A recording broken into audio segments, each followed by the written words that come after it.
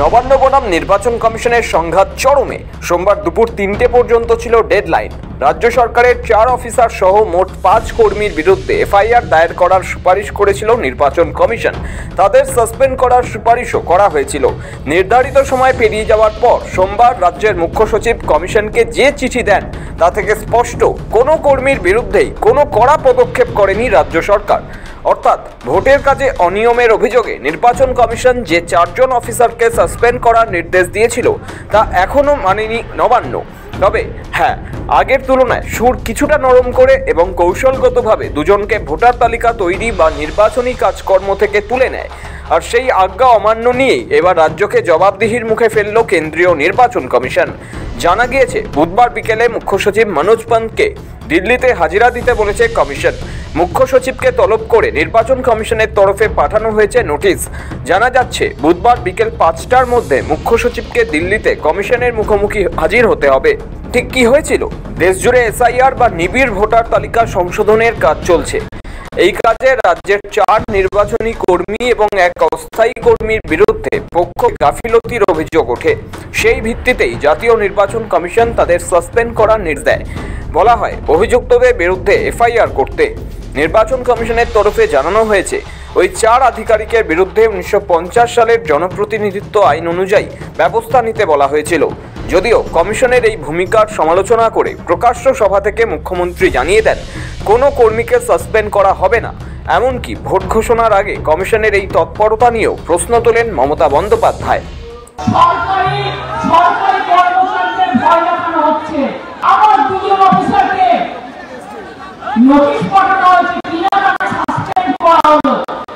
আমরা ইলেকশন এখন ডিক্লেয়ার হয়েছে, কোন আইনের বলে তুমি নোটিশ পাঠিয়ে দিচ্ছ, সাসপেন্ড করছো আর বলে দিচ্ছ এফআইআর করতে হবে না। আমি কারো কোনো পানিশমেন্ট করতে দেব না, এটা মাথায় রাখবে। কি বলছে? তুমি অফিসারদের ভয় দেখাচ্ছ, পুলিশকে ভয় দেখাচ্ছ। শুনুন, আপনাদের প্রোটেক্ট করার দায়িত্ব আমাদের। আমরা আপনাদের রক্ষা করবো জীবন দিয়েও।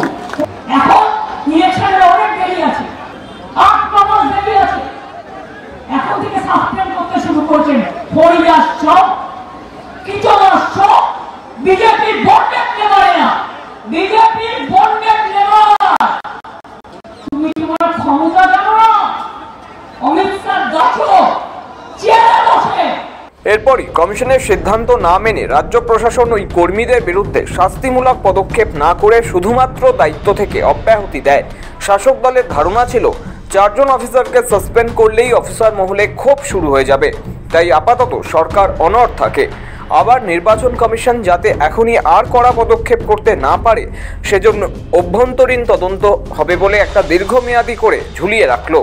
আরও তাৎপর্যপূর্ণ হলো 2 WBCS এক্সিকিউটিভ অফিসারের বিরুদ্ধে কোনো পদক্ষেপই করা হয়নি, বরং সরানো হয় শুধু অধস্তন 1 কর্মচারীকে। আর ডেটা এন্ট্রি অপারেটর এমনিতেই কন্ট্রাকচুয়াল স্টাফ। ফলে রাজ্যের এই পদক্ষেপে যে সন্তুষ্ট হয়নি কমিশন তা নির্বাচন কমিশনের মতে এটি তাদের নির্দেশের লঙ্ঘন। নির্বাচন কমিশনের মতে এটা শুধু দেশ না মানা নয়, একটি সাংবিধানিক প্রতিষ্ঠানের মর্যাদার প্রশ্ন। তাই মুখ্য সচিবকে সরাসরি ডেকে পাঠিয়ে কেন নির্দেশ মানা হলো না তার বিস্তারিত ব্যাখ্যা চাওয়া হয়েছে।